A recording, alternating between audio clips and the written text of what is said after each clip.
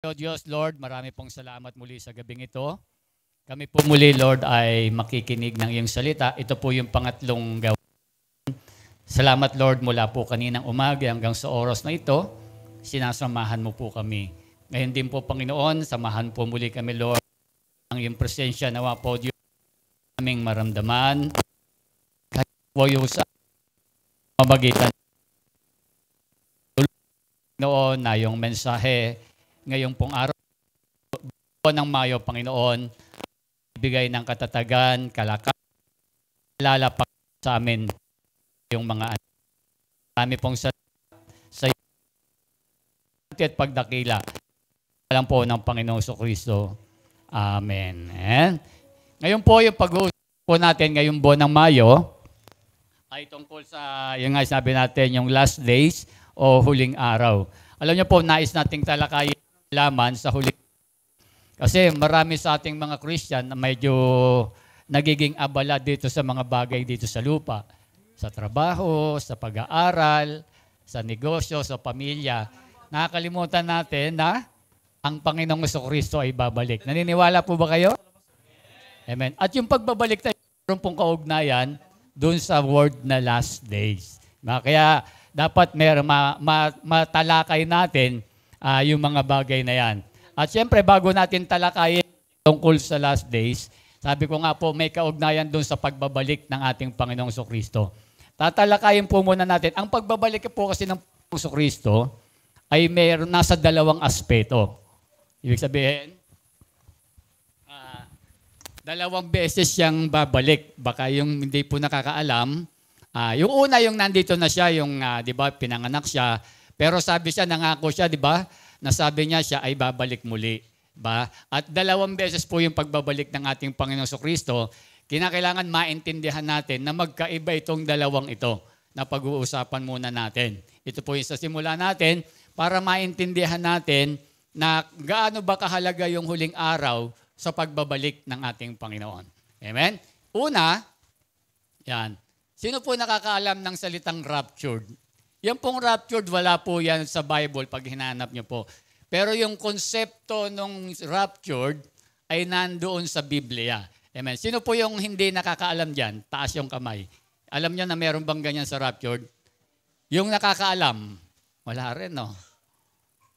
Hello? Sino yung hindi nakakaalam? Hindi, wag po kayo siya, wala namang problema kung hindi nyo alam. Alam nyo po ba yung sarilang raptured? Alam nyo po ba yan?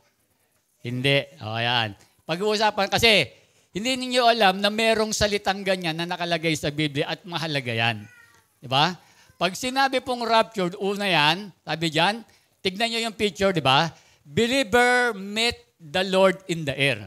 Pag sinabing believer, mananampalataya ni Kristo. Disipulo ni Kristo. Sumusunod kay Kristo. Ayan, diba? Ibig sabihin, talagang, kinikilalang Panginoon ng Panginoong Kristo. Kinikilala na yung Diyos ang Panginoong Kristo. Sabi diyan, imimit daw tayo ng Diyos doon sa alaphaap. Mangyayari. Yung iba hindi alam na mayroong ganyan. Ngayon, alam nyo na po. At mangyayari yan doon sa huling araw. Yung end of the last days. Doon mangyayari yung bagay. Kaya lang walang nakakaalam kung kailan yan at kung kailan mangyayari yung mga bagay na yan. Amen. Tingnan natin yung talata para maliwanagan natin.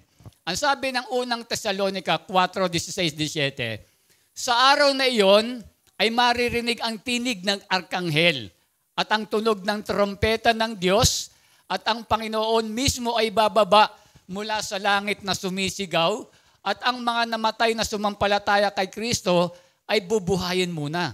Kaya makita natin, di ba, yung mga mananampalataya, yung mga kamag-anak natin, kahit yung mga matatagal na, nananampalataya kay Kristo, bubuhayin muna yon. Kaya nga sabi nyo, di ba? Kaya nga si Kristo ang buhay at muling pagkabuhay. Ang sino mga manampalataya kay Kristo ay muling bubuhayin. Kaya dito sabi rito, yung mga namatay na, di ba? Yung mga tatay, nanay, kapatid, lolo, lola, yung mga nanampalataya lang kay Kristo, bubuhayin yon. Bakit? Sabi nga rin, di ba? Kasi kukunin ng Panginoon sa alapaan. Sa susunod na talata, sabi diyan, pagkatapos tayo namang mga buhay pa, nung panahon na kapag nag-raptured, meron pa rito na mga buhay pa, nandito tayo. na natitira ay titipunin sa alapaap. Kasama ng mga binuhay, yung sinabi ko kaninang bubuhayin, sasalubungin ng Panginoon sa himpapawid, sa gayon makakapiling natin siya magpakailanman. Di ba? Magpakailanman, ba makakalimutin natin ng Panginoon? Kaya nakita nyo ba, alam nyo ba yun yung raptured? Ngayon nyo lang ba nalaman yung mga bagay na yan? Meron po yan, nakasulat sa Bible yan. Bagamat wala yung term na raptured, pero yun yung pinaka-konsepto niyan. Yung ang tawag dyan sa Tagalog, pagdagit. Di ba? Ang isang magandang halimbawa dyan na nangyari yan, na dinagit ng Panginoon, si Elijah at si, ano ba isa, nakalimutan ko yung pangalan?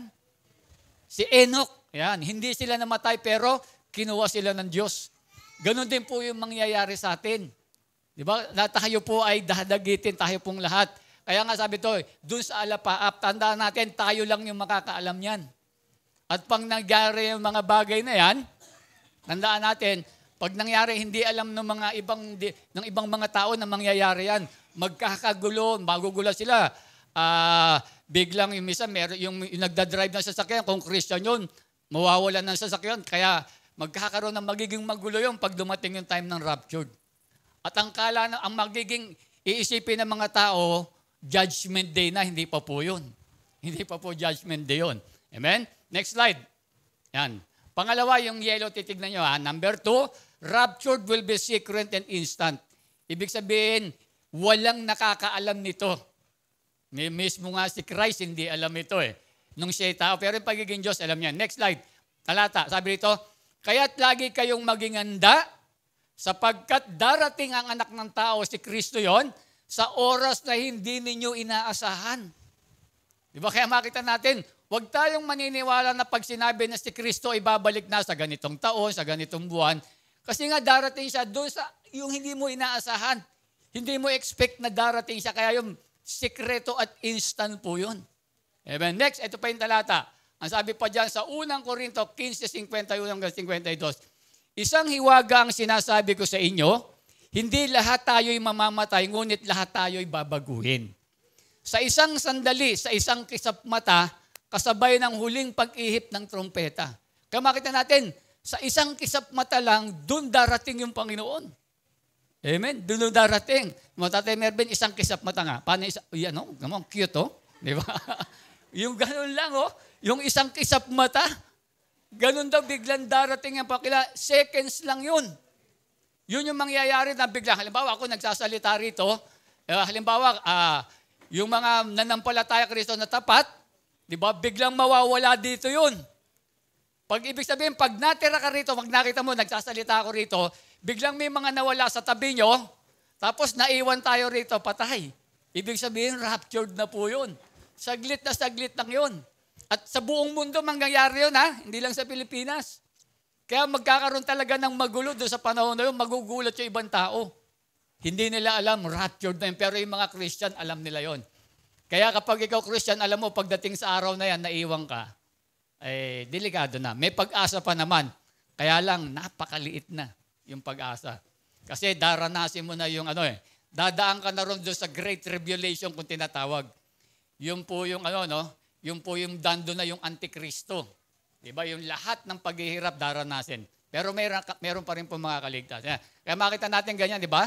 Sapagkat sa pagtunog ng trumpeta, ang mga patay ay muling bubuhayin at di na muling mamamatay, babaguhin tayong lahat. Ayan. Ang binabanggit dyan, yung mga nanampalataya kay Kristo, hindi na muling mamamatay, babaguhin yan kasi kasama na ng Panginoon. Kaya makita nyo, di ba yung raptured, sama-sama yan, kasama natin ng Panginoong Kristo, yung picture. Amen. Next. Yan yung pinaka-picture. Imagine nyo lang, ganyan ang mangyayari. Nakikita. Tandaan natin, walang makakakita niya maliban sa ating mga Christian lang. Hindi alam ng mga unbelievers yung nangyayaring yan. Amen? Yung pagdating na. Pangatlo, is when Jesus Christ returned to remove the church, all believers in Christ from the earth as the act of deliverance. Ibig sabihin, ito yung pag-ano sa atin, di ba may pangako ang Diyos? Ang sabi ng Panginoon sa Kristo sa John 14, di ba ginagawa niya yung bahay doon sa langit. Sabi niya, babalik siya kapag nagawa na yung tahanan natin doon sa langit. Nangako siya na babalik siya. Para saan yun? Para iligtas tayong mga mananampalataya ng Panginoon. lahat na naglingkod, lahat na nagpakasasa, lahat na naghirap para kay Kristo, ililigtas niya na. Kasi ayaw niya tayong dumanas doon sa kapigatian, doon sa Great Tribulation. Kaya gano'n niya, kukunin niya tayo. Basahin natin yung talata. Ang sabi ng 17, unang Tesalonica, pagkatapos tayo namang mga buhay at natitira ay titipunin sa alapaap, kasama ng mga binuhay upang salubungin ng Panginoon sa himpapawid, sa gayon makakapiling natin siya magpakailanman. Di ba na, ito yung pinakahihintay nating mga Christian na yung ating Panginoon ay dumating at talagang wala na po tayong mga hirap. Alam nyo, hindi natin alam kung kailan mangyayari yan. Kasi kung alam natin ano mangyayari, siyempre maghahanda ka na. Uy, darating na pala si Lord. Di ba? Hindi na ka nagagawa ng masama. Di ba? Linggo-linggo, baka dito ka na tumira sa church. Di ba? Kasi alam mo, darating na eh. Kaya makita nyo, hindi walang nakakaalam yan. Di ba? Kaya yung ayan. Kaya nasa tao lang talaga, nasa sa atin yan. Diba? Tandaan natin, nasa sa atin yung mga bagay. Yan po yung tinatawag na yung pagbabalik ni Kristo. Yan yung una. Pangalawa, ito po, yung tinatawag nating second coming of Christ. Kung tutusin, ito na yung kasi hindi ko na ilagay yung yung magtawag dyan. Meron dapat mga picture yan Yung second coming of Christ, ito naman po, hindi to raptured. Dumaan na yung Great Tribulation, babalik si Kristo ulit dito sa lupa ulit. Kaya nakita nyo, yung mga senaryo yung nasa Bible yan. Diba? Hindi po yan nando sa history lang. Nakasulat yan sa Bible, mga propesya, yung mga bagay na yan. Ito po, yung mga binabasa natin, hindi pa nangyayari yung mga yan. So nakalagay sa hindi pa nangyayari yung mga bagay na yan. Pag sinabi naman second coming, believer return to the Lord to the earth. Ibig sabihin kanina, di ba, nung raptured sa alapaap. Ngayon, pagbabalik niya, after ng Great Tribulation, babalik ulit si Kristo. Ito yung palata, basahin natin. Sabi niya, next slide ko yan. Ang mga hukbo ng langit ay sumunod sa Kanya na ang mga nakasakay sa mga kabayong puti at sila'y may damit na pinong dalisay at maputi, pinong lino na maputi at dalisay. Dito makikita natin mga kapatid, yung mga hukbo ng langit, di ba tayo nga una, kinuha ng Panginoon ng raptured. Pagdating doon sa second coming, bababa si Kristo, kasama ulit tayo. Ito yung tinatawag natin, may tinatawag na dito na Battle of Armageddon. Kasi yung mga antikristo, kakalabanin po natin yan. Diba? Kaya makita mo, kung iisipin mo, parang fantasy, pero totoo po yan. Yung mga antikristo, lalabanan po yan natin mga Christian, at ang kasama natin, ang pinakapinuno natin, walang iba kundi ang ating Panginoong Kristo. Nakasakay siya doon sa puting kabayo. Amen? Ganun po yung mangyayari, di ba? Kaya kung iisipin mo, Pastor, totoo ba yan? Kung hindi ka man naniniwala ka sa Biblia, sabi mo, totoo po. Kung hindi mo sabihin yan. Amen. Kaya makita natin, ganun po. Kaya yun, makikita natin, yun naman kanina, nasa lap ngayon, talaga makikita pababa doon sa earth. Amen. Next, pangalawa, pag second coming of Christ, second coming will be visible to all. Kanina, hindi visible to all. Sa pagbabalik niya, makikita na po ng lahat ng tao. Diba? Kung kanina, nung nag-raptured, tayo lang mga nakakita kay Kristo, doon sa pagbabalik ni Kristo, makikita na ng lahat ng tao. Yung mga naiwan dito, makikita. Basahin natin yung talata. Sabi dyan, Pahayag 1:7, tignan ninyo, siya'y dumarating na nasa mga ulap at makikita siya ng bawat mata at mga umulo sa kanya. At ang lahat ng mga lipi sa lupa ay tatangis dahil sa kanya, gayon nga, Amen. Amen. Kaya dito makikita natin, makikita ng mga tao yung kanyang pagbabalik. Amen. Yun po yung second coming. Next, sabi dyan, second coming includes the removal of unbelievers as an act of judgment. Sa pagbabalik niya, makita natin, ito na yung part ng judgment. Diba? Kukunin na po yung mga sabi natin, yung mga unbelievers, hindi naniwala kay Kristo, hindi mga nanampalataya kay Kristo, hindi sumunod kay Kristo. Basa natin yung talata. Ang sabi dyan, sa panahon yon, may dalawang lalaki nagtatrabaho sa bukid, kukunin ang isa at iiwan ng ikalawa. Yung kukunin ng Panginoon ng iiwan, yung mga hindi sumunod kay Kristo. May dalawang babae nagtatrabaho sa gilingan, kukunin ang isa at iiwan ang ikalawa. Kaya makita natin, yan po yung dalawang senaryo ng pagbabalik ni Kristo. Amen. Binigay po natin yan dahil mayroon niyang kaugnayan doon sa pag-aaral natin tungkol sa last days. Amen. Kaya alam niyo po, mahalagang talakayan natin ito bilang paalala na tayo ay nasa katapusan na ng mga huling araw. Amen. Next slide. Yan. Ito po yung pag-uusapan natin, last days. Basahin natin yung talata. Sabi diyan, are we in the last day? Naniniwala po ba kayo na sa huling araw na po tayo? Amen. Sabi, when did the last day start? Kailan kaya nagsimula ito? Yung last day. Diba? Mamaya makikita natin doon sa talata. At kailan din po ito magtatapos? And basahin natin, Hebreo. Noong una, Hebreo 1:1 hanggang 2. Noong una, nagsalita ang Diyos sa ating mga ninuno sa iba't ibang panahon, sa iba't ibang paraan, sa pamamagitan ng mga propeta. Binabanggit po dyan yung lumang tipan. Diba, nung araw nagsasalita ang Diyos, diba, nangangaral, maraming nangangaral tungkol sa ating Panginoon, pero walang mga naniniwala. Diba? Kaya wala kayo makita natin. Pero sabi rito, ngunit sa huling araw, na ito, siya'y nagsalita na sa atin sa pamamagitan ng kanyang anak. Kaya makikita natin dito, yung huling araw, dumating yan nung nagmi-ministeryo na rito si Christ. Doon nagsimula yung huling araw. Yung huling panahon. Kaya makita natin, pagkatapos nitong panahon natin, itong 20th century, itong panahon nato, wala na pong susunod dito. Ang susunod dito, raptured na. Before meron, di ba? Yung unang panahon doon sa mga lumang tipan eh. Nangangaral doon yung mga di ba? Panahon nila Moses, nila Noah, ilang libong taon na yun eh. Di ba? Yun yung mga unang panahon. Ito yung susunod na panahon. Ito yung susunod na araw. Nagsimula pala yun, sabi rito, noong sa verse 2, ngunit sa mga huling araw na ito, siya'y nagsalita sa atin sa pamamagitan ng kanyang anak. Nung dumating pala si Kristo dito, doon nagsimula yung last days. Yun yung start. Pero yung dulo nun, wala pa. Kasi yung dulo nun, yun yung semi-raptured na po. Yun yung walang nakakaalam. Kaya ngayon, nasa proseso tayo na nandun tayo sa huling panahon. Kaya itong mga araw na to, huling panahon na po yung ginagawa po natin ngayon. Kaya wala na pong susunod dito. Di ba? Wala na pang susunod na panahon, wala na susunod na henerasyon.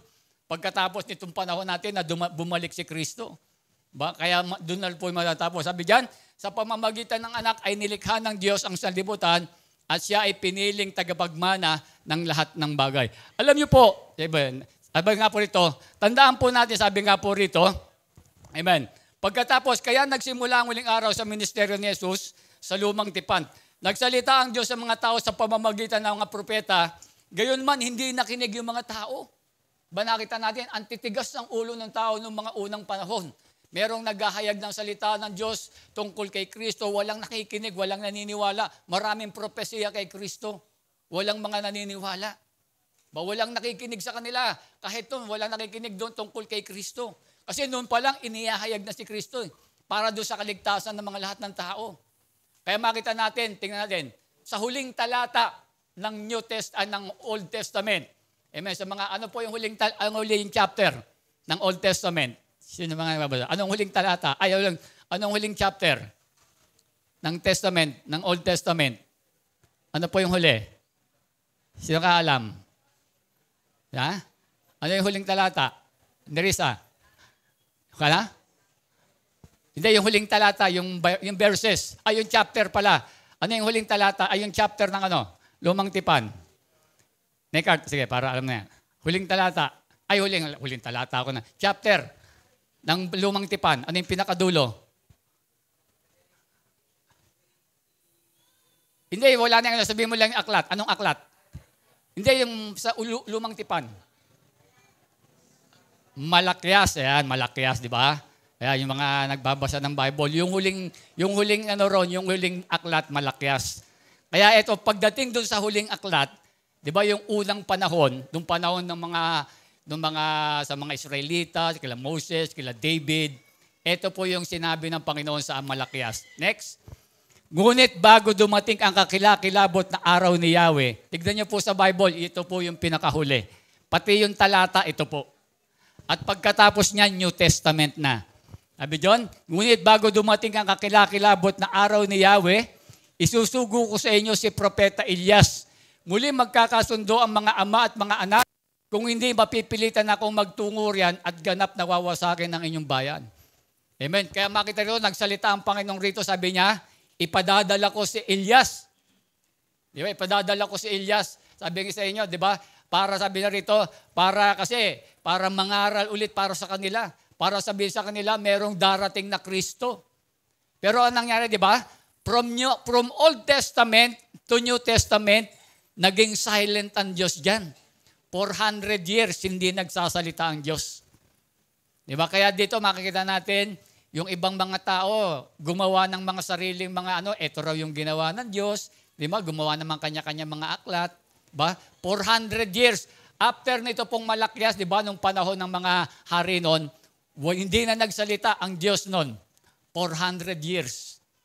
At pagkatapos noon, di ba, tsaka lang dumating, makita natin, dumating na po pagdating doon sa Matthew, Mark, Luke, John, 4 gospel.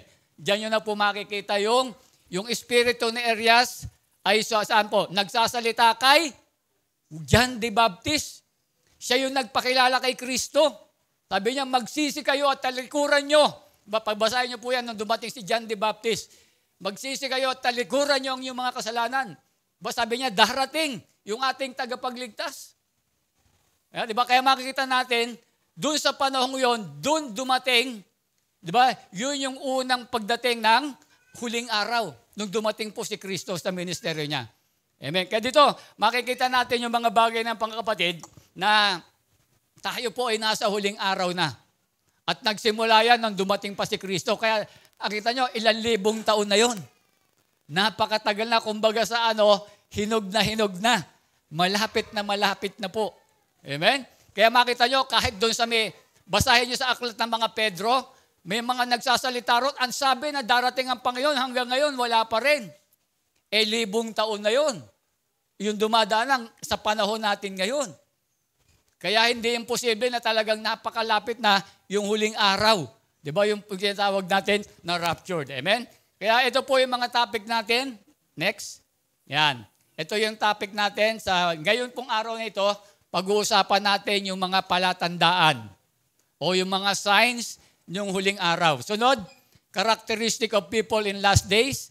Ang pangatlo, preparing for the last day. Pang-apat, instruction of God in the last days. Amen? Yan po yung mga pag-uusapan natin. Amen. Ngayon, pag-uusapan natin yung sign of the last day. Basahin mo natin yung talata. Yan yung pamagat natin. Sige, lagay muna kuya.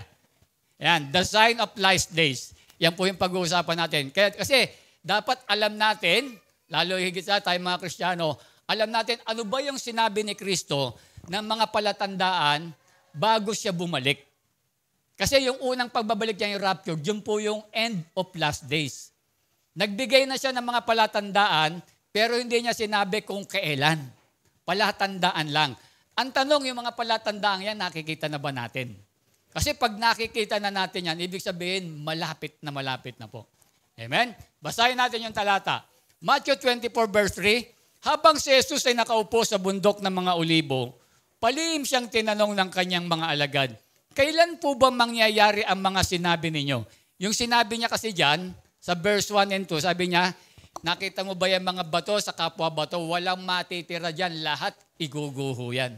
Yun yung tinatanong nila, iniisip kasi nila, yung end of last days. Diba? Sabi niya, ano ang magiging palatandaan ng inyong muling pagparito at ng katapusan ng mundo?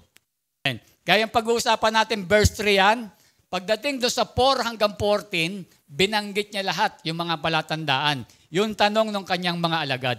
Sinabi niya lahat, isa-isa, ito yung mga palatandaan na ako bago ako bumalik, ito po yung makikita natin. Amen? Kaya yun po yung pag-uusapan natin. Handa na po ba kayo? Amen. Tandaan niyo po ito, ha? Una, deception by the false servant of God. Ibig sabihin, yung pandaraya, di ba, ng mga, mga buhuad ng mga lingkod ng ating Panginoon. Pag dating daw sa huling araw, sabi diyan, Matthew 24:4-5, sumagot si Jesus, mag-ingat kayo upang hindi kayo maligaw ni numan. Maraming paparito sa pangalan ko at magpapanggap na sila ang Kristo at marami silang maliligaw. Una nating tatalakayin yung mga servant of God na nagpapanggap na Kristo. Amen. Titingnan natin, meron na ba nangyari yan? Alam niyo po, sabi ito po yung mga may mga doctrine, medyo delikado yung mga babanggitin ko. Meron po akong mga pinagbisihan niyan, nag-research po ako. Diba? Ang karamihan pinagawa niyan, Britannica Encyclopedia, tsaka yung Wikipedia. Karamihan pinagkunan ko niyan. Amen. At dito po, kasi lalabas mamaya dyan yung mga pangalan ng tao at yung mga relihiyon, hindi po tayo maninira Babasahin ko lang po yung kanilang mga beliefs. Kasi nung kinuha ko yon, hinanap ko doctrine and beliefs of, yan, kalibawa, itong relihiyon na to, kinuha ko po. Amen? Kaya babanggitin ko lang po yon, hindi po tayo maninira ng relihiyon. Babanggitin ko lang po isa-isa. Amen? Una, next slide. Ayan. Paul, servant of God. Tingnan natin, lumabas na ba yung mga, andyan na ba yung mga ano yan? Ito yung mga nagpapanggap na Kristo. Binasa ko po doon sa sabi rito, according to Wikipedia, from 1700s up to 21st century, ngayon po, sabi dyan, meron na raw pong 85 people na nag-claim na sila si Kristo. 85 people. Siyempre, hindi ko nalalahatin lahat yon. Karamihan doon sa iba pa niyan ay mga hindi na mga Pilipino, mga foreigner na po. Inano ko lang yung mga kilala natin. Amen. Unang-una, alam naman natin. Di ba? Si Pastor Apollo Siki Buloy. Di ba? Ano ba sabi niya? Sino raw siya? Siya raw yung appointed Son of God. Sino ba appointed Son of God? Isa lang naman, si Kristo lang naman eh. Di ba? Sabi niya, siya yung appointed Son of God at siya raw yung may-ari ng universe. Di ba? Pero hindi makita ngayon eh, no? Tingin ko, nasa Mars eh. Kasi siya may-ari ng Di ba? Hindi makita. Pero mo, ikaw yung, di ba? Ikaw yung appointed Son of God, pero nagtatago ka. Di ba? Sabi niya, may napanood pa akong ng video niyan. Dadaan daw tayo lahat sa kanya. Ay, naku. Paano tayo makakadaan ngayon? Nakatago siya. Amen. Pangalawa, J. Rense Calario. Kilala niyo po ito? Kilala niyo ito? Sino nakakilala rito? Oh, ito si Senyor Aguila. Diba? Ang sabi niya po, siya raw po yung Santo Niño. Diba, yung Espiritu ng Santo Niño nasa kanya at siya raw po yung Mesaya. Diba? Yan lang yung Santo Niño malaki andyan, nakita ko. Ang alam ko, Santo Niño, bata. Diba? Sabi niya, siya raw po yung Santo Niño. At alam niyo po ba yung Rizalista, dito ko lang nalaman, meron bang si Rizalista rito? Yung pala to, no? Parang religion pala to.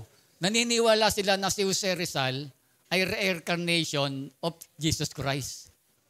Diba? Ibig sabihin, nag-reincarnate, nabuhay si Kristo, doon po kay Jose Rizal.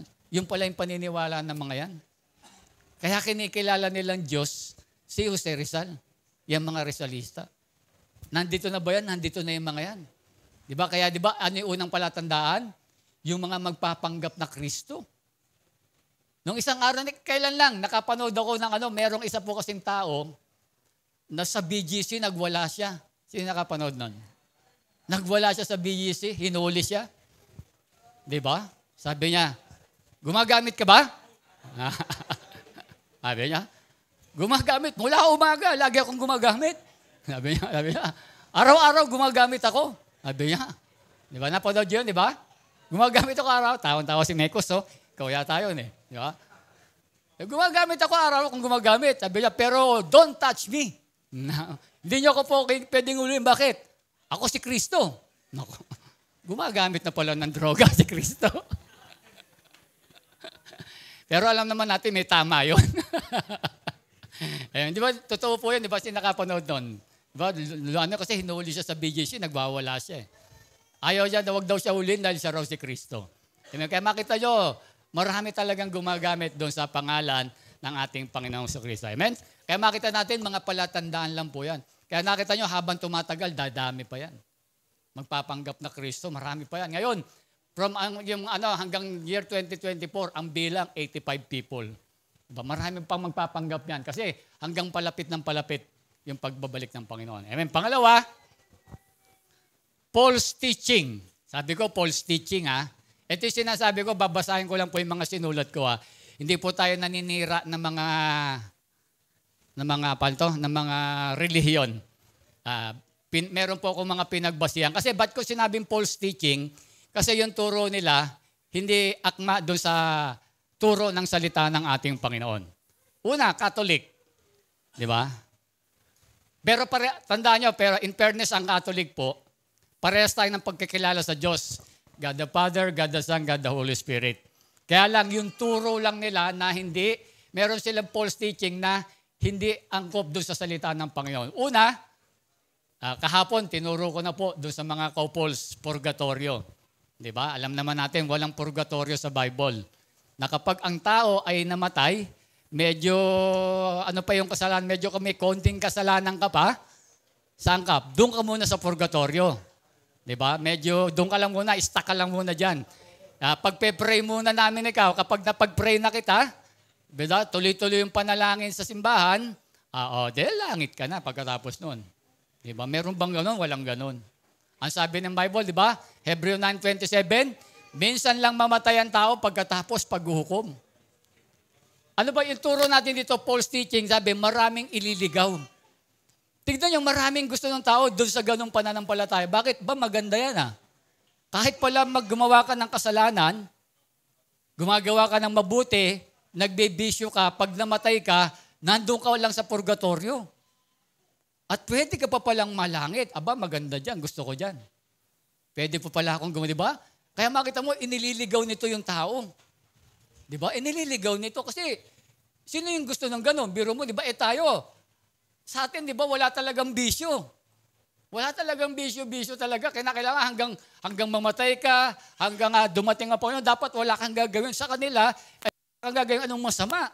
Pero sa kanila, kahit may nagawang masama, pag namatay ka, pwede pang ipanalangin. Pwede pang mag-repent. May second chance pa. Wala nang second chance sa Bible. Diba? Pangalawa, ang itinuturo din po nila, pwedeng manalangin sa santo. Hindi yung rebulto Nakita ko, kailan ko lang nabasa. Kasi yung mga kasama, sila Pedro, sila Pablo, yung mga kasama, pwede silang manalangin pala ron. Hindi doon sa rebulto. Hindi lang sila nananalangin doon. Doon daw sa mga santo. Kanino tayo nananalangin ba? Kanino tayo nananalangin? Sa Diyos, ka-Diyos Ama, hindi po doon sa mga santo. At pangatlo, nakita ko pa, konti lang kukunin ko kasi marami tayo. Si Maria daw po, nire-respeto natin si Mother Mary, siya daw po yung ina ng Diyos at siya daw po yung mediator ng tao sa Diyos. Sino ba yung mediator ng tao sa Diyos? Basahin niyo po 2 Timothy 2:5. Si Kristo ang tanging mediator ng Diyos at sa tao, hindi po si Maria. Di ba? Kaya makita natin, kaya nakita nyo, nagpe-pray din sila kay Maria. May nagpe-pray sila kay Maria para ipanalangin sila sa Diyos. Pero tayo po, nagpe-pray tayo direkta sa Diyos Ama. Di ba? Sa Kanya tayo humihingi at lahat ng panalangin natin sa Ama, hinihiling natin sa pangalan ng Panginoong Jesucristo. Di ba? Kaya nakita natin, meron silang mga teaching na nagliligaw. Di ba? Nagliligaw. Pero yung, in fairness, masabi ko nga po, kung paano nila kinikilala yung Diyos, parehas lang po tayo. God the Father, God the Son, God the Holy Spirit. Kaya lang, meron gano'n nilang mga turo. Amen? Next natin po, ano po dyan nakalagay? Hindi, doon pa lang ate. Nandun pa lang tayo. Then, yung alam naman natin, yung Iglesia ni Cristo. Di ba? Alam naman natin yan.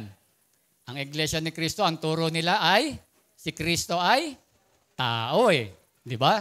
Doon pa lang, alam naman natin sa Bible, bagamat walang direkta, meron talaga nagsasabi, tama naman si Kristo ay tao, pero siya rin po ay Diyos.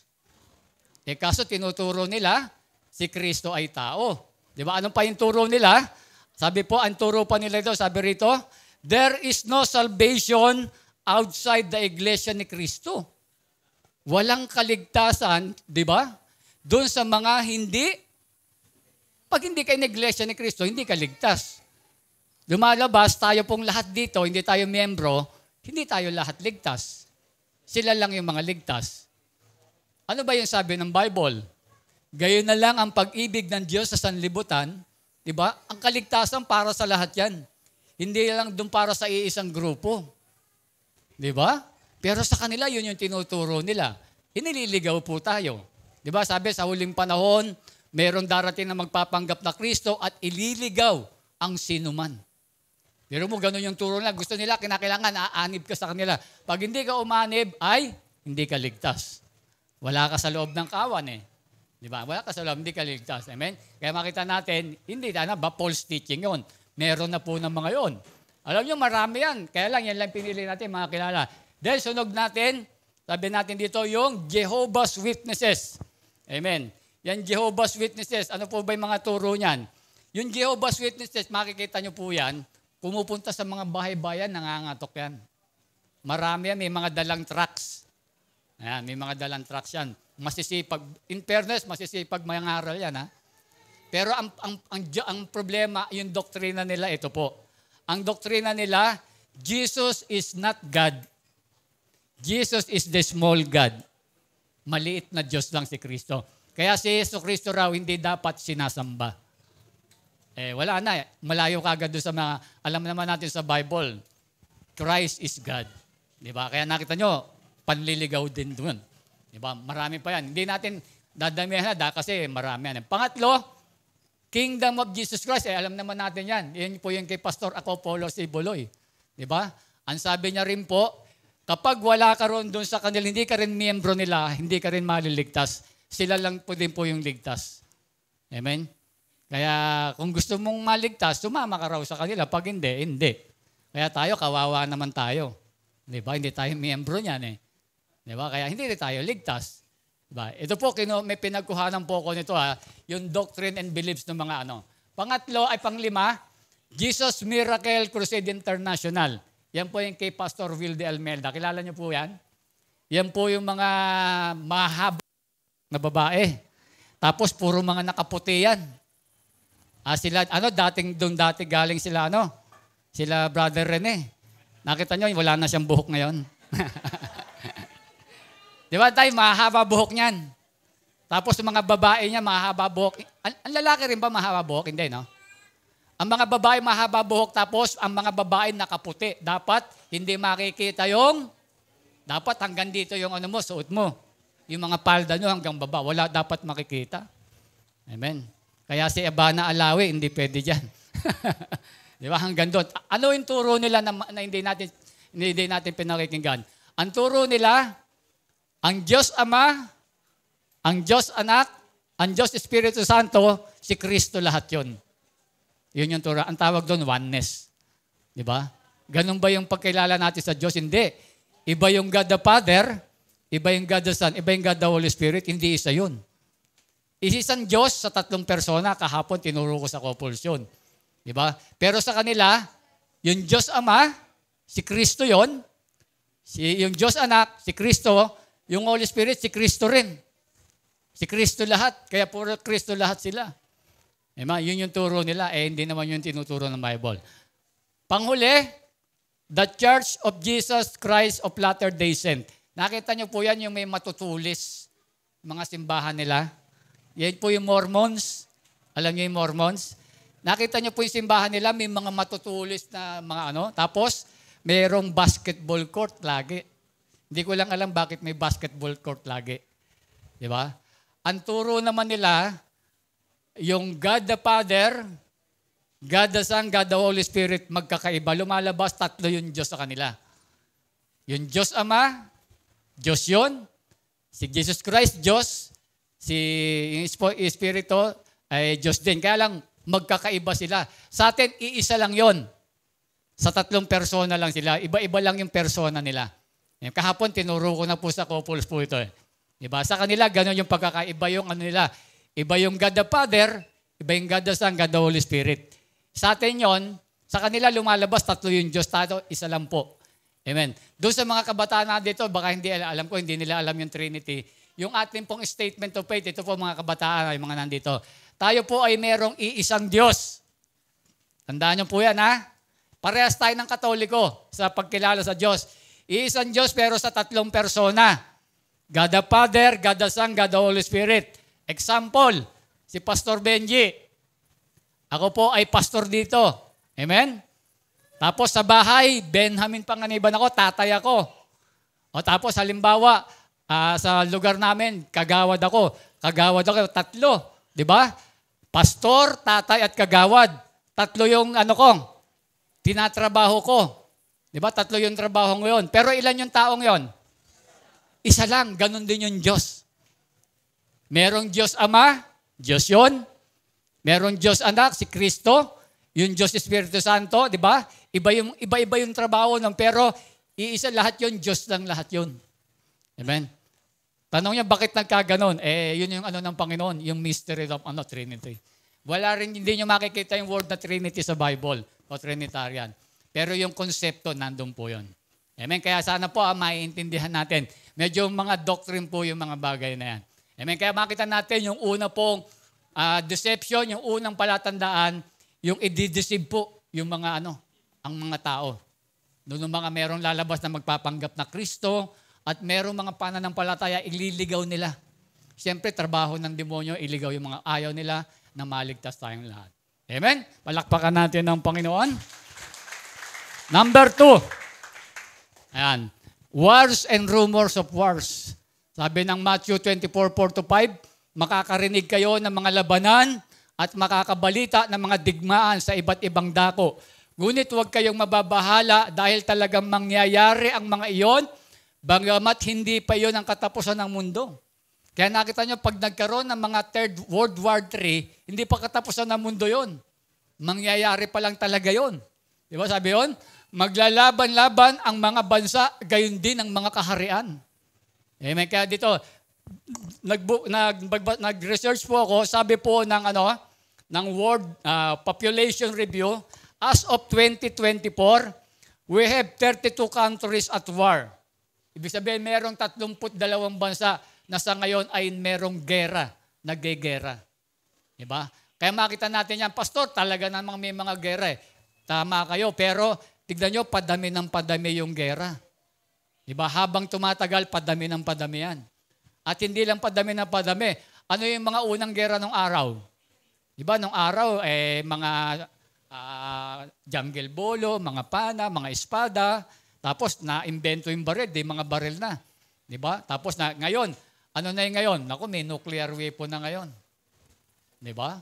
Nakita patindi ng pantindi ngayon. Dati, medyo isang sabog, konti lang mamamatay. Ngayon, pag nuclear war, baka isang buong bansa ma-wash out. Diba? Kayang i-wash out isang buong bansa ng nuclear weapon. Diba? Kaya makita natin, mga kapatid, yung mga palatandaan, nandito na. Diba? Kumbaga sa malapit ng mga anak. Diba? Nasa 8 buwan na. Diba? Diba? Nandun na sa ikaw. Diba? Ang tagal, biro mo, kailan dumating yung nagsimula? Nung nandito pa si Kristo. Nung panahon ni Kristo, meron na nagsasabi na darating ang Panginoon. Pero walang dumarating. Diba? Hanggang ngayon, year 2000, ganun pa rin yung mga sinasabi, wala pa rin. Kaya hinog na po eh. Amen? Kaya makita natin yan po yung mga palatandaan. Next, sabi po dyan, natural disaster. Magkakaroon ng mga di ba sabi dyan? Maglalaban-laban ng mga bansa, ganyan din magkakaroon ng mga tagutom at lilindol sa maraming lugar. Kaya wag na tayong magtaka kung saan nagkakaroon ng lindol, yung matitinding mga bagyo, mga grass fire, mga pa ba yung mga pagsabog ng mga bulkan, mangyayari na talaga yung lahat ng mga yan. Di ba? Kaya lang, ang problema rito, tignan nyo yung lindol, palakas ng palakas ang mga lindol ngayon. Di ba? 7.5, darating nga, mga 8. Di ba? Sa atin nga, alam natin, pinipredict na magkakaroon ng the big one sa atin. Di ba? Ano yun? Mga ito, siguro mga magnitude 8 yun. Tingin ko lang, puno lahat ng simbahan ng pag nangyari yun. Di ba? Antindi nun, magnitude point, di ba? Talagang halos ibabagsak na yung mga building. Di ba? Kaya makita natin, talagang mangyayari, yung mga bagay na yan. Kaya sa ibang bansa, pag nakikita nyo, nangyayari na yung mga bagay na yan. Di ba? Kaya yun po yung mga matitindi. Nakita natin yung huling nangyari sa Dubai, di ba? At nakita natin, sabi nga po, yung nangyaring ulan. Kung tutusin, ano lang yung nangyari sa Dubai eh. Parang, tawag doon? Parang thunderstorm lang eh. Kasi sabi dyan, huling nangyari sa kanila raw yun, 75 years na yung nakakaraan. Biro mo, nangyari ulit ngayon yun. Ibig sabihin, ganun talaga na matindi yung mga babala ng Panginoon ay lumalabas na. Dapat daw mangyayari yung ganung klase ng ulan, mga taon daw. Biro mo, ibinagsak lang sa isang araw. Kaya nakita nyo, nagbumaha yung Dubai. Di ba? Nasira yung kanilang mga, yung kanilang mga kahabayan. Amen. Next, sabi dyan, persecution. Matthew 24 verse 9, pagkatapos ay kapopotan kayong lahat dahil sa inyong pagsunod sa akin, isasakdal kayo upang pahirapan at patayin. Yan, darating yung panahon na dahil sa paglilingkod natin kay Kristo, sabi diyan, ano sabi? Isasakdal upang pahirapan at patayin. Papatayin pa tayo. Diba? Sabi nga po rito, sabi po, meron po ako nabasa, yung open doors po kasi, nagmo-monitor sila, isang samahan.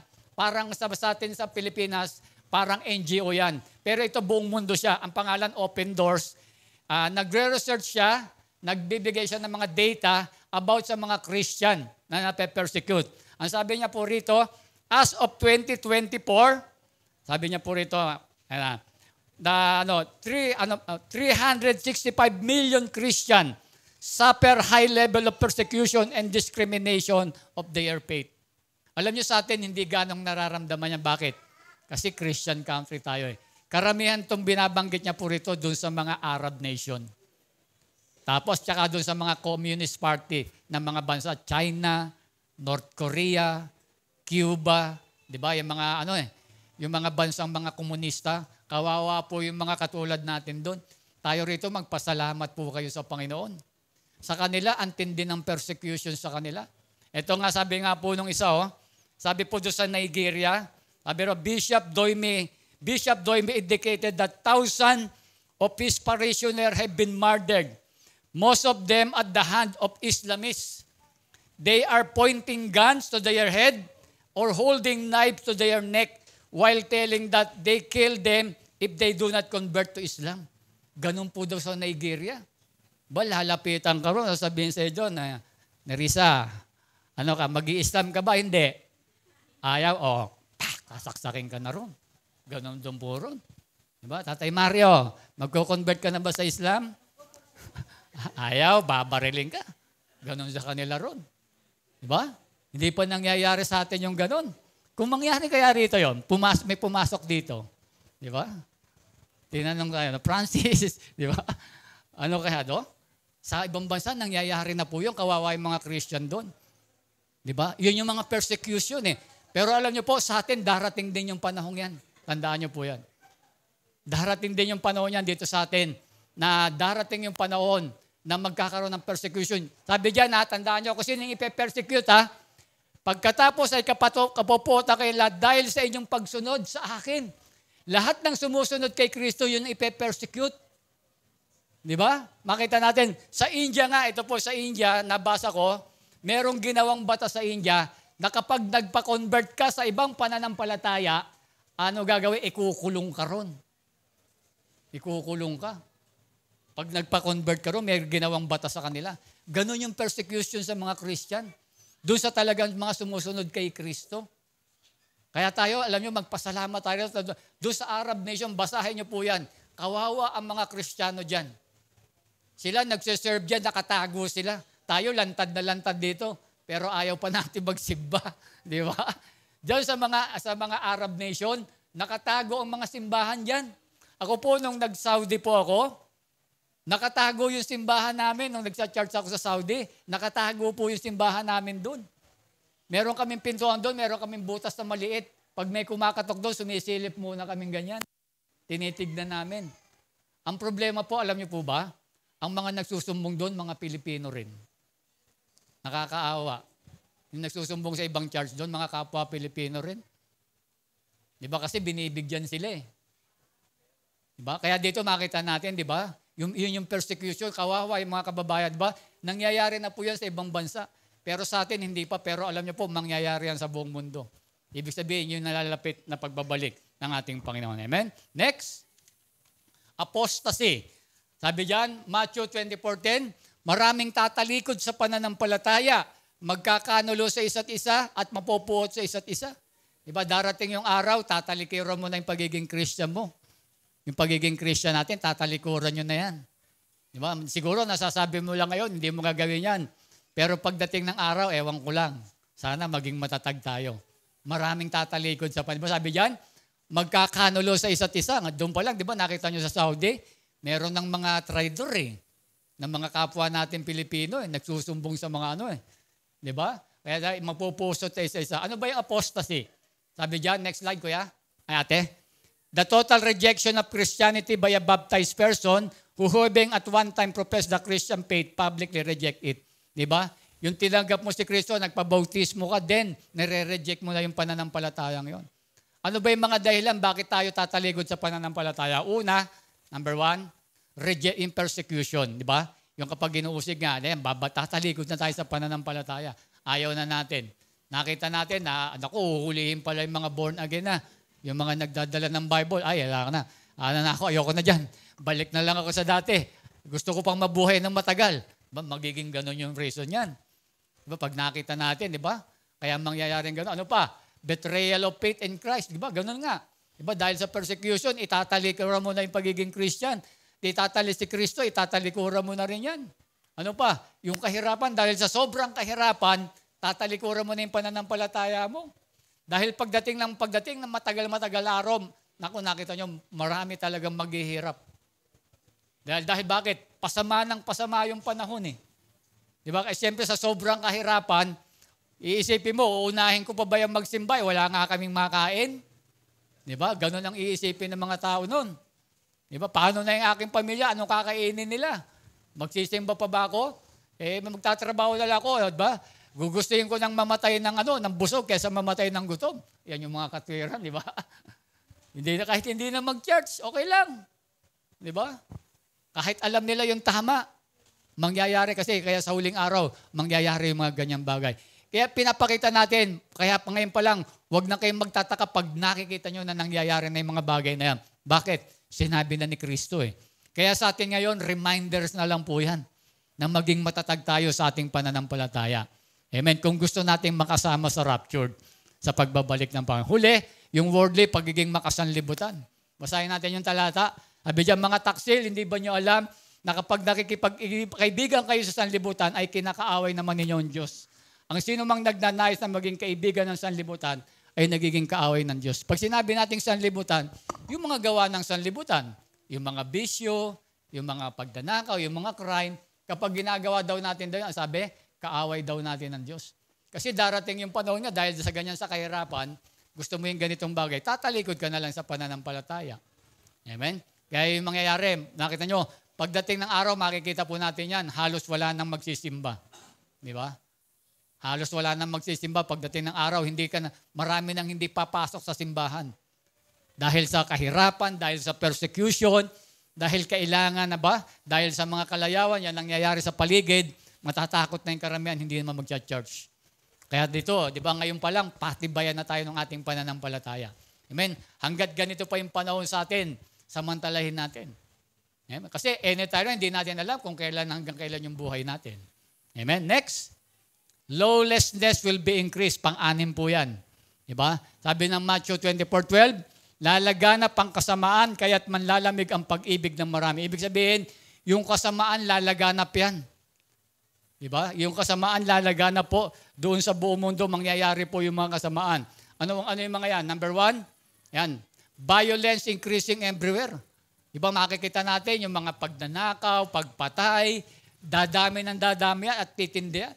Nakita nyo yung mga pumapatay ngayon, minsan kinachap-chap, o minsan talagang pag pinapatay, kahit wala nang nanay sa nanay, wala nang tatay sa tatay, minsan kahit yung mga lola, mga lolo, binubugbog ng mga apo, di ba yung mga ganyan, yung kasamaan, tataas po yan. Di ba yung mga pagpatay, ngayon pag nagnakaw, kinakailangan huwag ka nang gigising, papatayin ka na rin yun eh. Pag nalaman na di ba? Yung mga nire-rape, pinapatay na rin. Para bang baliwala na lalabas niya sa huling araw, yung pagpatay parang baliwala na lang sa tao. Wala nang takot yung mga tao. Ganun na po yung mangyayari. Diba? Kaya nakita nyo, tandaan natin na pasama pa ng pasama ang mundo. Habang papalapit yung pagbabalik ng Panginoon, pasama ng pasama yung mundo. Amen? Kaya dapat tayo, nananatiling tapat tayo para hindi tayo masama sa mga yan. Amen? Sabi dyan, increasing immorality. Diba? Darating yung araw, diba? Dito sa huling panahon, diba, lalaghanap, sabi nga natin, yung same-sex marriage. Diba? Nakita natin, yung mga immoralidad na gawain, lalaghanap yan. Diba? Nakita naman natin yung mga LGBTQ, diba? Ito, ulitin po natin, ha? Hindi po natin kinukondena yung mga LGBTQ. Sinasabi lang natin, diba, nakita natin yung same-sex marriage, yun yung inaayawan natin. Diba? Yung inaayawan natin na yung magsasama sila, diba, magtatalik sila, parehong babae sa babae, lalaki sa lalaki. Diba? Tumataas yung mga ganyan. Kaya tignan nyo, di ba? Manood kayo ng sa balita na pag sinasabi dyan, bakit mataas yung rate ng HIV? Tignan nyo kung sino yung pinakamataas, kung anong kasarian yung may pinakamataas na sakit na HIV. Karamihan mga sa LGBTQ, mga lalaki. Yeah. Tignan nyo po yung tignan nyo po yung survey dyan. Tignan nyo po yung karamihan sa kanila. Kaya makita natin, tumataas yung mga yan. Sabi rito, yung sexual abuse. Di ba? Sa mga bata, yung mga pag-aabuso sa mga bata, lumalaganap yan. Di ba? Kung sino yung mga inaabuso yung mga bata ngayon. Yung cybersex, ito yung mga batindi ngayon. Di ba? Yung mga bata na mga 1 taon, 2 taon na mga babae, 5 taon, ginagawa ng mga nanay at mga tatay, ibinebenta yung kanilang anak, di ba? Binibidyohan nila live video, tapos ipapalabas doon sa ibang bansa, bibigyan sila ng $1 ang kapalit nun. Di ba? Ang daming nahuhuling ganyan ngayon. Doon sa mga depressed area, yung nagiging trabaho nila. Diba? Yan yung nagiging trabaho nila, binebenta nila yung kanilang anak kahit ng mga maliliit pa lang. Amen? Ano pa? Sabi rito, getting married is no longer priority when getting sabi rito, yung pagpapakasal parang hindi na po di ba? Alam naman natin na hindi po yung ganung bagay eh. Di ba, yung parang makita natin na karamihan sa mga tao ngayon, di ba, pag nag-asawa, hindi na nagpapakasal eh. Di ba? Nakikita natin parang nagiging hindi na yung ganung bagay eh. Para bang hindi na siya nagiging yung alam naman natin, immorality pagdating sa Panginoon, yung sex without marriage. Amen? Panglima, sabi nga po rito, adultery, yung pangangalunya. Di ba, yung pangangalunya, tignan nyo, ang dami ngayon ng nangangalunya. Di ba, nag-aasawa meron ng asawa, nag-aasawa pa ng iba. Magbibigay ako ng mga example Ang ibibigay kong example na mga napanood ko, mga hindi chismis mga lingkod ng Diyos. Bakit kung bibigay example yung lingkod ng Diyos? Kung nagagawa ng mga lingkod ng Diyos, paano pa pag hindi lingkod ng Diyos? Una ko example, ito yung napanood ko Meron pong isang ang pamilya, yung kanilang anak tsaka yung kanyang tatay, napapansin nila yung kanilang nanay nakikipagrelasyon sa pare. Ginawa nitong anak na ito tsaka yung tatay niya, nilagyan ng CCTV yung kwarto. Tapos nung nilagyan nila ng CCTV, nahuli nila kasi yung nanay nila na doktora at yung pare, magkababata, magkaklase sila nung Tapos nung nahuli yon, kinumpronta sila nung anak tsaka nung humingi naman ng sorry yung pare. Humihingi siya ng sorry. Nasabi niya na yun siya nagawa niya. Kasi hindi na siya makakatanggi. Di ba bakit? Merong CCTV. Ano yun? Adultery yun eh. May asawa yon, di ba? Ngayon hindi naman naghahanap na yun, di ba? Kung nagagawa ng mga lingkod ng Diyos yun, paano pa kaya yung mga hindi nilingkod ng Diyos? Kung yun, may mga takot sa Diyos, nagagawa kayo. Makita natin, marami talaga ngayon na mayroong asawa na nag-aasawa pa ng iba. Di ba? Hindi makontento doon sa isa. Di ba? Kay Mervin. Hindi nakokontento doon sa iba. Diba? Dapat kung yun lang. Isa pang example natin.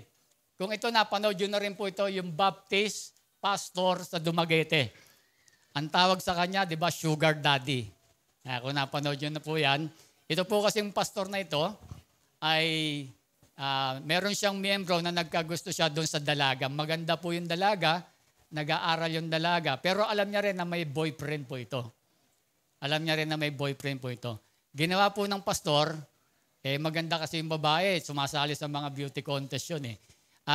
Ginagawa po ng pastor, yung twist yung fish, siya po yung nagbibigay. Kumbaga talagang sugar daddy nga eh. Then yung alam din ng pastor, na yung kanyang meron siyang boyfriend, ginagawa niya po, binili niya rin po ng NMAX yun. Di ba? Binili niya rin ng NMAX. Para bang matuwa yung babae dahil yung boyfriend ba ganon. Pero minsan po, nabalitaan niya, nakita niya sa Facebook, magpapakasal na. Parang hindi yun yung usapan nila. Di ba? Nakita niya magpapakasal, ibig sabihin, malalayo na sa kanya. Ang alam niyo po, di ba? Ito, naging balita po, pinlano ngayon ng pastor, diba? Pero dinideny niya pero malinaw na siya gumawa eh. Pinlano nila, ang pumatay, 2 po sila na riding in tandem, si pastor tsaka yung assistant pastor. Ang pumatay. Kaya makita natin, di ba? Lawlessness will be increased, di ba? Makita natin. Kasi nakita niya ba magpapakasal na? Hindi naman yun yung usapan nila eh. Di ba? Siyempre, hindi niya na makakasama yung babae. Hindi na sila makakapag-sex pag nag-asawa na yon. At masi-separate na yung ano. Ginawa niya, pinatay niya yung lalaki. Pinatay niya yung lalaki. Amen? Kaya makita natin, di ba, yung adultery, yung lawlessness will be increased. Mangyayari talaga yan. Amen? Ano pa yung makita natin dyan? Increasing immorality dyan, yung perversion. Yung kasamaan, magiging normal na. Di ba? Alam pa yung magiging normal. Di ba?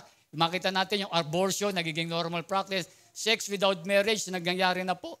Di ba? Sex part of relationship. Di ba? Yung sex, sabi nga natin, di ba? Nung araw, pag nahawakan pa lang ng kamay, di ba, Nay? Ano sasabihin ng mga lola natin? Pakasal na. Ngayon lahat nahawakan na, hindi pa nagpapakasal. Di ba? Nabuntis na, no? Nalaman na kung saan nakalagay yung mga nunal pero hindi pa rin nagpapakasal. Di ba? Ang tinatawag doon, di ba, perversion yung kasamaan, nagiging normal na. Di ba? Kahit na nangyari, nung araw, di ba, ewan ko kung kasabihan lang ng mga lola, pero alam ko, ganun talaga. Ipinapakasal, totoo ba yun? No? Yung mga ganon. Ngayon di ba, nahawakan na sa lahat ng wala pang kasalan pa rin eh. Di ba? Yun yung sinasa kasi, masama sa Panginoon yun eh. Sa Diyos yan, di ba? Kasi nga, ang sex, bahagi lang yan doon sa mag-asawa. Pag hindi mag-asawa, hindi ginagawa po yun. Amen? Kaya kahit mag-shota kayo, hindi nyo dapat ginagawa yun. Doon lang sa mag-asawa po ang gumagawa nun. Ang problema, yung sex, part na ng ano po yun.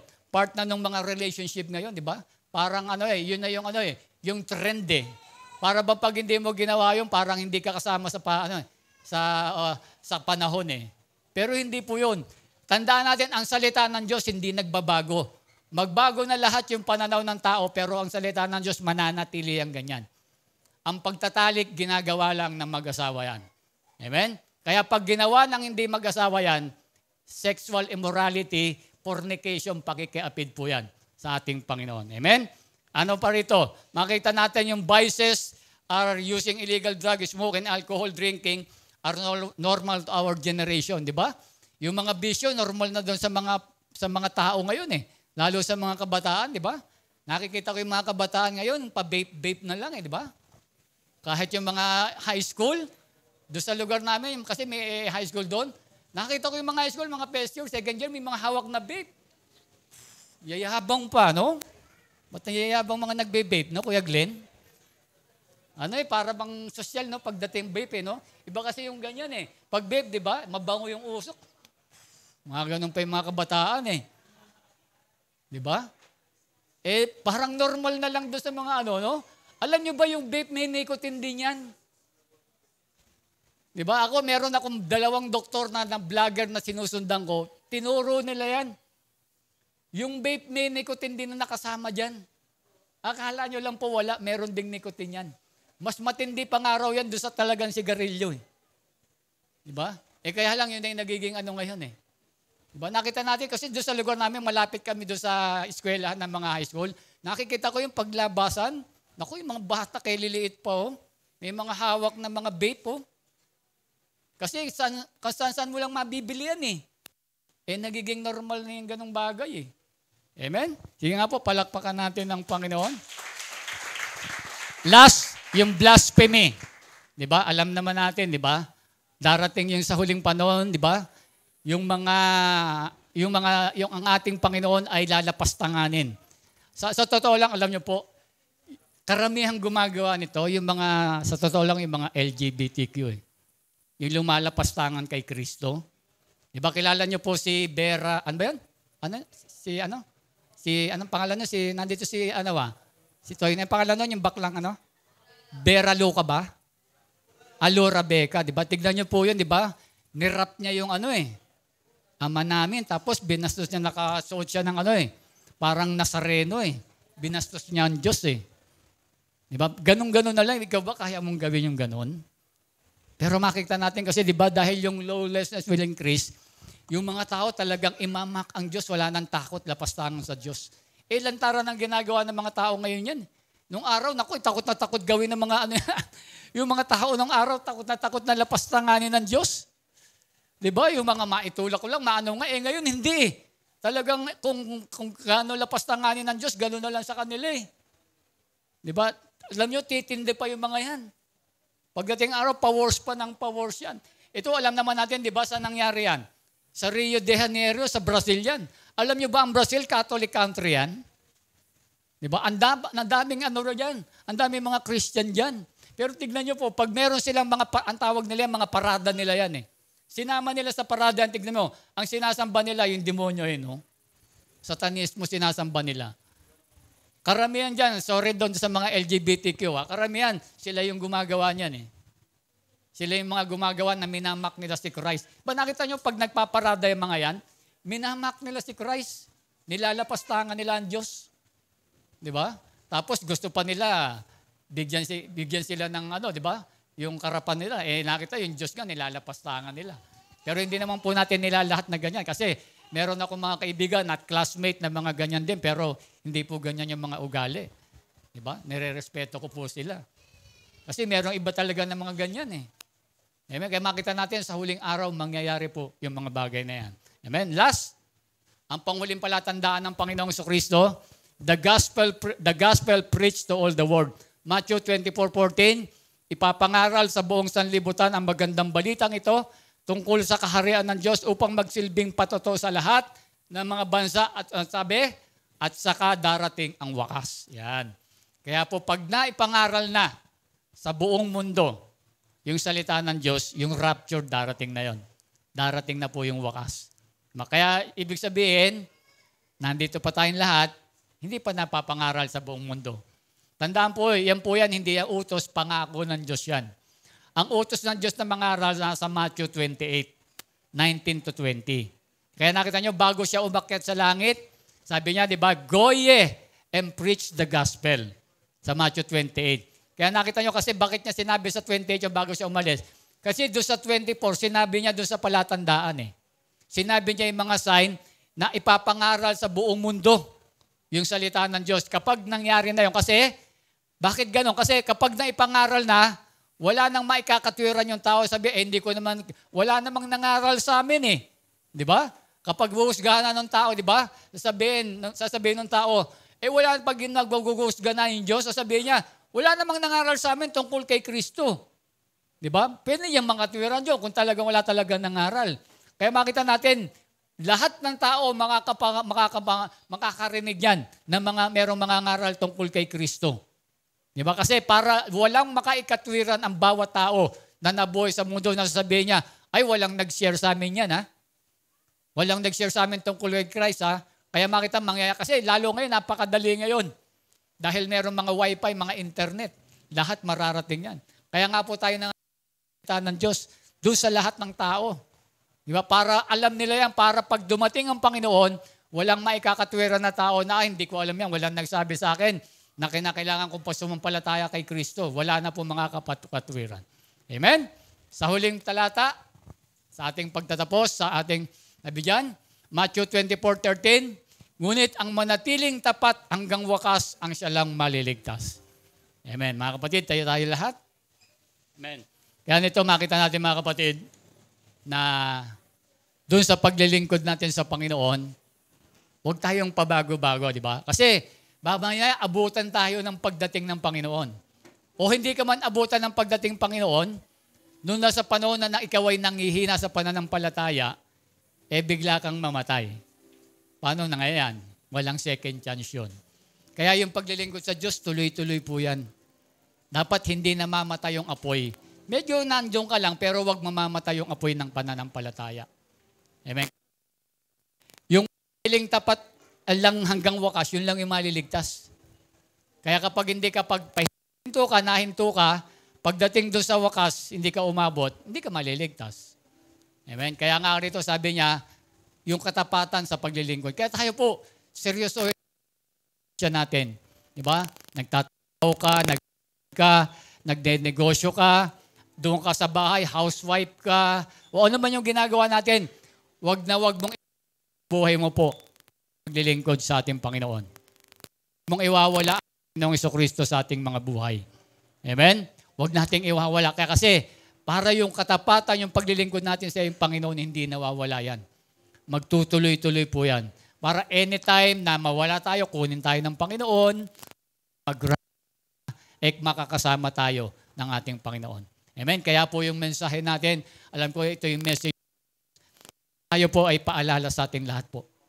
Bilang mga mananampalataya, huwag tayo masyadong magpakabisi sa pagpapayaman. Di ba? Hindi masamang magpakayaman.